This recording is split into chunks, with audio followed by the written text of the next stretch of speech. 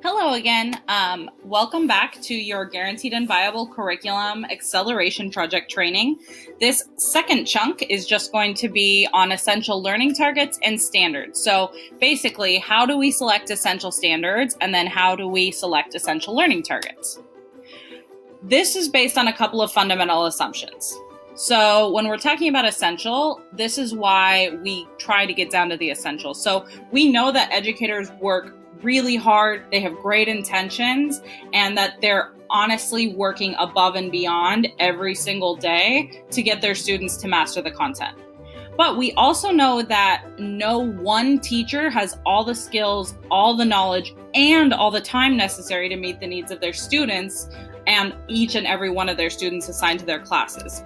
So in order to ensure that all students learn at high levels, we have to have a process that essentially breaks down what we need every single student to know.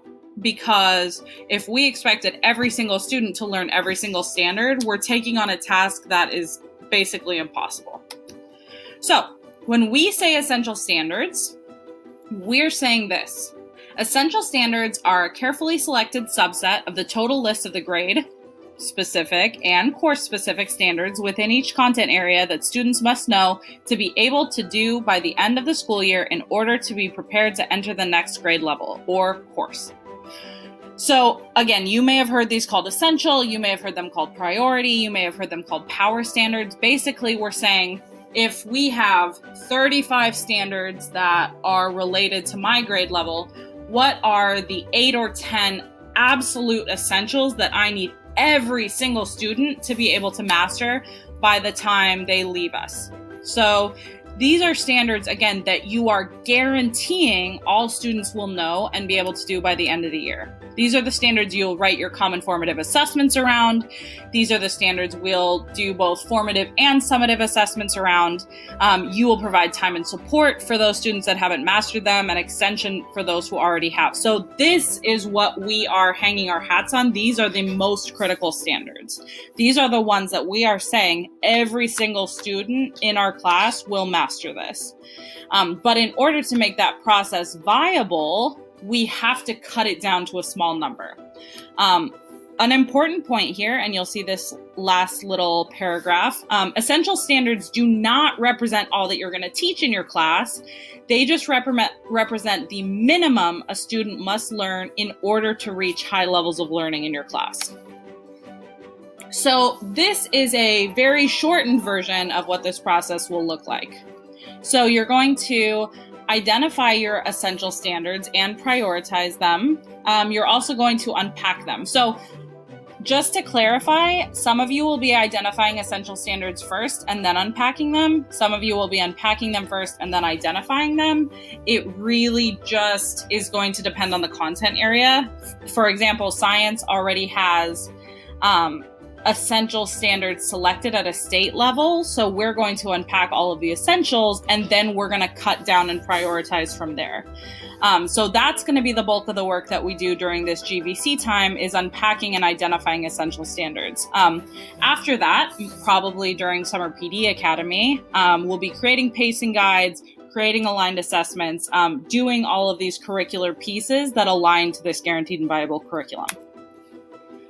So how do we decide what's essential? There's lots of different definitions and ways you can identify essential curriculum, but basically it's this. If the standard has endurance, so it'll be used at the next grade level or in the next course.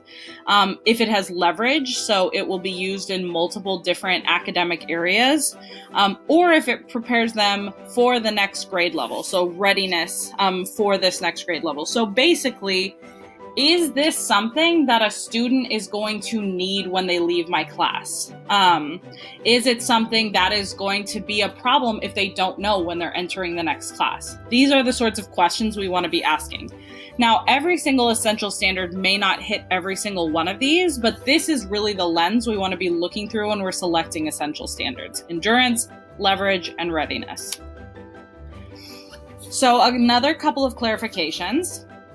Essential standards are what teachers will spend the majority of instructional time teaching, what teachers will assess, and again, you comment formatively and you formatively and you check for understanding on all of the content in your class you want students to know, but these are the things that you summatively assess. These are the things you build your common formatives around. These are the things you have common data-driven conversations about. And this is what you will intervene on, whether that's providing enrichment because the students have mastered it, or providing remediation because our students may not have mastered this yet, and it's critical for them to master this essential knowledge.